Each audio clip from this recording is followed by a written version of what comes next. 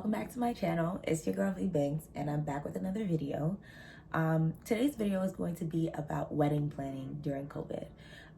I was a 2020 bride. If you guys didn't already know, I got engaged back in 2018 and our wedding was supposed to be last year in June, but COVID happened, and so now I'm a 2021 bride and we will be getting married soon. And I've been recording some things in the process, but I haven't really been sharing it just because certain things I just didn't want people to know yet. You know, we have guests that are going to be coming. I didn't want to spoil any of the surprises and things like that. But there are some details that I can get into beforehand to help some other brides kind of figure out what to do, ways to save money. My channel is kind of DIY-y because I like to do things like that. So I'm going to break it down and get into some of the things that I've done as a DIY COVID bride to save some money. And just because I'm a perfectionist, I have some skills of my own and I've applied them to help myself make some money and save back and forth communication between me and people who might not actually understand what I'm trying to do. As a bride, that's one of the hardest things, is communicating the vision that you have in your mind to the person that you're hiring to do your job. And also, excuse my crustiness because I literally have been working so hard and putting together this wedding and dealing with a ton of personal things at the moment. So I decided to do this video on a whim in a real sort of fashion and just put on the camera and record for you guys. So I'm not sure if I'm going to release these videos before the wedding, just because I want to keep the element of surprise for my guests who probably are also watching my YouTube channel. So these videos will probably be put out after the wedding has already happened. But in other words, let's get into the video. I did record a video about my shoes. I made my shoes myself. I spent, I want to say, about $80 or so on them. The shoes themselves were like $40, and then I DIY'd the shoes. I have another video on that, which I will also be uploading after the wedding because I don't want you guys to see my shoes. And this video is more so around my invitations. So I elected to design my invitations myself. I had a vision of something that I wanted. I went on Etsy and I saw a set of invitations that I really liked. And when I inquired about the price, they told me it was close to $1,000 for these invitations. And if you know Viv, I'm a designer. There's no way I'm paying someone else $1,000 to do invitations for me. So there you have it. I then went and started the process.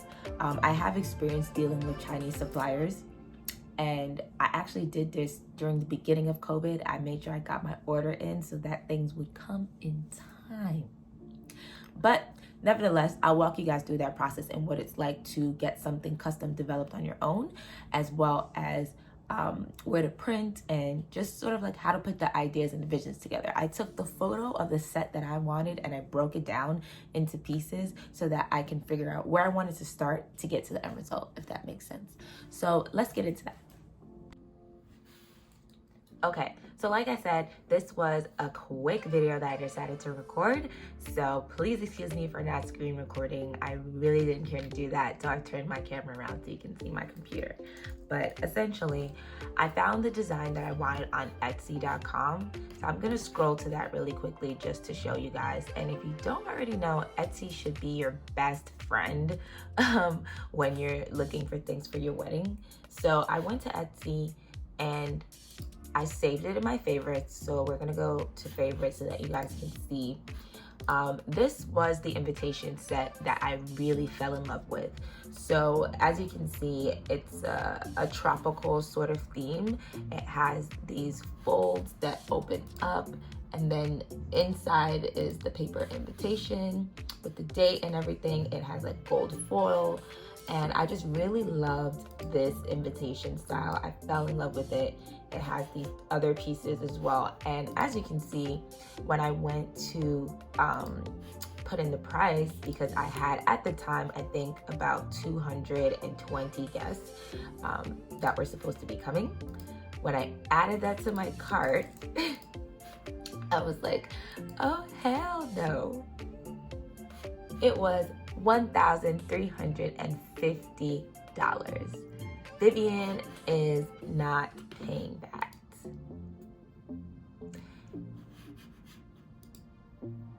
It was $1,350. Vivian is not paying that, by the way. So I went back to the picture and I broke it down. And we actually have an outside part, which is called a cage. And then the inside part is the invitation. So now I'm gonna show you guys what I actually did.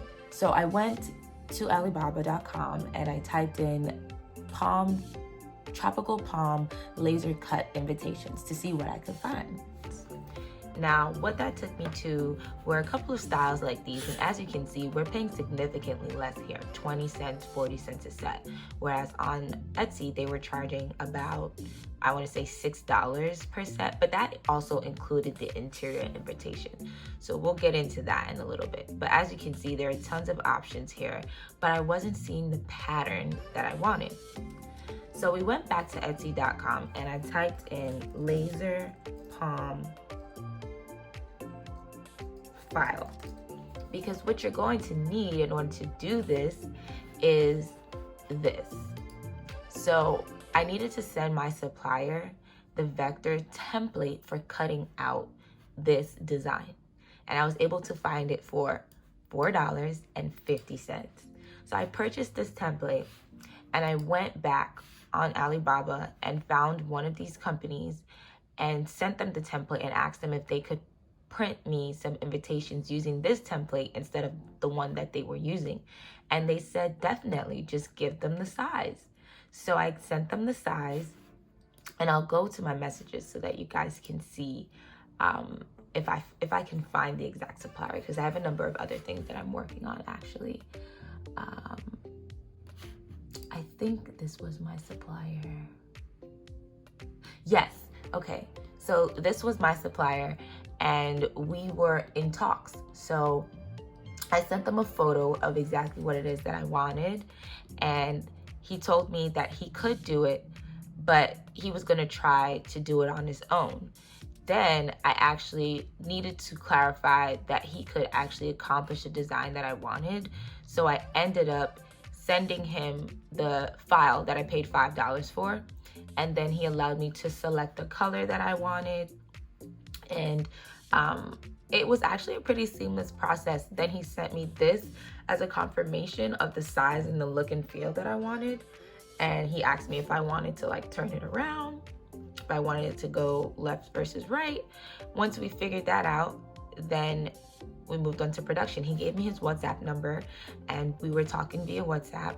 And then again, this was during COVID, so we're having a little bit of trouble trying to get everything back in time for the wedding, because I assumed we were still going to be able to have the wedding. And I actually did this twice. I ordered 2 sets because the first set that I wanted was pearlized, which is kind of like a sparkly, which you'll see once I start showing you guys what I have. And then the other one was kind of like a flat paper. So after doing all that work with the supplier, guess how much money I ended up spending on these invitations? $150, guys. We went from $1,350 to $150 to print the outside of this invitation. Talk about saving coin, okay? Budget baddie in the building. So I'm going to grab some of these and show you guys what they look like when they actually came in. So like I said, I ordered from 2 different companies. So one company is actually cheaper. They charged me $98. And this is what one of them looks like. So I did end up getting 2 different sets of invitations. This one is more of a peachy color and it's a flat standard cardstock. And this one, as you can see, has like a pearlized shimmer to it, which I literally fell in love with. So I went with this set over this set. And so I do have extras of these and I probably will be selling them just because this was, you know, the one that I wanted to go with. So I'll show you guys the other pieces of the invitations and how I came up with those. So the next part of the process, after we figured out the outside flap of the invitation, was to figure out the interior part of the invitation. So I went back to Etsy, looked at the picture, and I essentially designed it myself. I found a company that does foil printing because I wanted to have that gold that went around the edge of it. And that's called foil printing. And so I found a company called catprint.com, and I made sure that I had chosen the correct size for my invitations. So this, I wanted it to sit right in the center, so I went with a 4x6 invitation. As a graphic designer, I know everyone won't be able to do this part, but you could also pay someone to design it similarly for you. I found some fonts that were similar, and I'll show you guys exactly what I did and what I came up with. This part actually was pretty easy. This part was actually pretty easy. I didn't expect to be able to get this done so quickly, but Catprint really came in for the win, and it was not expensive at all. I will show you guys the pieces that I printed, if I can find them in this hot mess. Oh, here we go. So if you guys remember how the other ones looked, these are our invitations. And so I went ahead and developed a monogram for us. I put all of our details on here. We have that gold going around the edge. It's not raised like how it was in the original invitation that I liked, but this fills the same purpose. I added the palm trees around the edges. And so essentially what I did after that, then went on Amazon, and there were a number of things I needed to get. Double-sided tape. I also needed to get some envelopes. So I found these envelopes on Amazon as well. They're invitation envelopes, and they have like stickers on them. So I decided that this was the invitation I was gonna go with. And so what I did after that was I took the double-sided tape, put one strip on the back of the invitation, and then I taped it inside like this. So when you open the flap, the invitation is in the center. It's not taped right now, obviously, but that's exactly what I ended up coming up with. Oh yeah, and then I also got the same exact gold string on Amazon. And so this gold string, I cut them, tied them so that I could do that same loop that was on the original invitation. And I have my invite. So that was, I will say it was a good amount of work, but it was totally worth it for me. I saved over $500 to doing this. And also the company Catprint, we had originally printed our invitations with our first date on it, and they reprinted our invitations for free, guys. They reprinted our invitations for free. How nice is that? So nice. So the rest of the stuff I did design myself as well. So these are our registry cards. And then we have the RSVP cards. We did everything online. We didn't want to have a ton of paper coming back to us in the mail and having to worry about buying stamps for people, getting interior envelopes, blah, blah, blah. Didn't want to do any of that. And then we just have our accommodations card. So this card has all the information about them booking hotels and stuff like that. So I just added these three right in the middle, like this. And I'll kind of show you guys what the finished set looks like.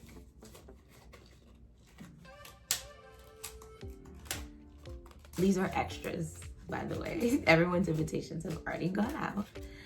And so this is kind of what it looked like. And then we just slide it right into the envelope. So I'll also show you guys, I printed the envelopes myself. So I also did this in Microsoft Word. I grabbed a picture of some pretty flowers, cut the center out, and typed the addresses right in the middle, and then fed each envelope in my printer and printed that out with our return address at the top. So this is the envelope, invitation, slide it in, and then I sealed the back of it with a sticker that I also printed myself from Avery right at the base. So one of these stickers goes right at the bottom here just to kind of fully seal it off. Even though it has a tape on the sides, I put a sticker on the bottom. I'll go in and show you guys the design files that I had, and you guys can take a look at all the stuff that I did, and I'll kind of walk you through some of those processes. So this is the Adobe Illustrator file that I used that had all the different pieces of my invitation set in it. You can use Canva to do this as well, but this was just my choice of tool. You can see that I have laid everything out. That black outline file on the bottom was how I got the gold foil to print.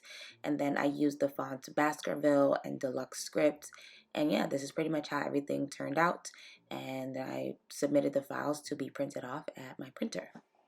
These envelopes I bought on Amazon as well. They're really thick, really nice quality. And I'm just sitting here with my printer, like printing out the addresses and stuff on them. I had to use Microsoft Word. So I'm gonna put one in right now, and like you guys can see how it's going to come out. But the design is like in here like this. I clicked on envelopes and sort of built this design out. And then yeah, I just put one envelope in at a time, and then it